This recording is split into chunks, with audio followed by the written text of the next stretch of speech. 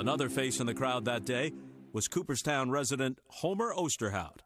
People in town were pretty excited, especially with all the big-name players coming. It was quite an occasion.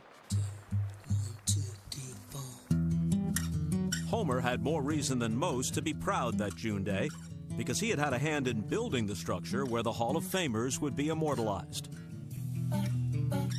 Well, I was really 19 when I got a job working for Bedford Company, who had the contract to do the Hall of Fame construction. We mixed cement for the foundation and then gradually built a wall. It was quite exciting. But Homer's connection to the Hall of Fame and the day's events went beyond just brick and mortar. You see, Homer did something few thought to do. He captured the day on film, beginning with the moment the VIPs began to arrive. I was up there when they got off the train. I took some pictures of them. Homer's candid photographs, beautiful in their simplicity, speak volumes about the majesty of the day. That's Connie Mack, shortly after he got off the train. Now, this is Hannes Wagner after he got off the train, and he signed an autograph for a youngster. Now, Hank Greenberg walking down Main Street. He was with some of the local young people. But I think all these immortals of baseball would agree with me to dedicate this museum to all Americans.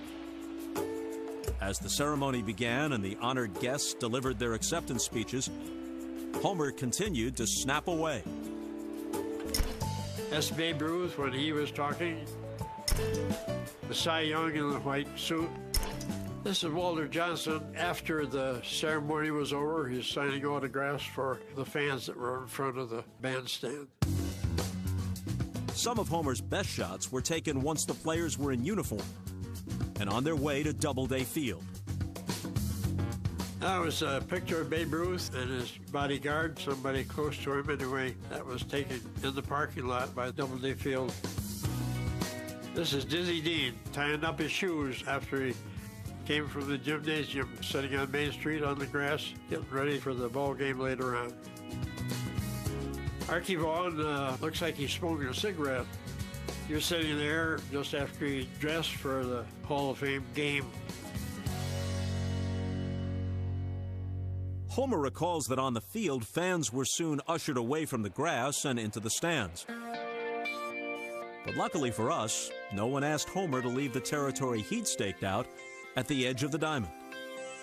During the game, this is about the spot where I was.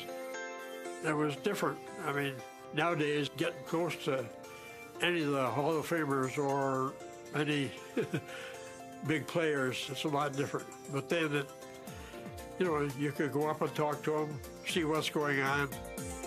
So out here on the mound was Dizzy Dean pitching. I thought it was interesting to be behind the catcher and have Dizzy Dean pitching. I thought it was quite a neat way to take that picture. That's Babe Ruth up at bat, hitting. Of course, his playing days, regular playing days were over, but he didn't get on base, but at least, he was swinging. Took a picture of him. The images are so vivid, it's hard to believe they were taken so long ago. It's still the same feel.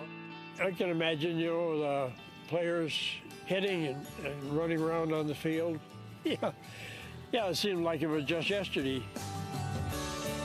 Quite a thing for a small town to have these dignitaries come, and it was real special to me that to be there. It was quite a day.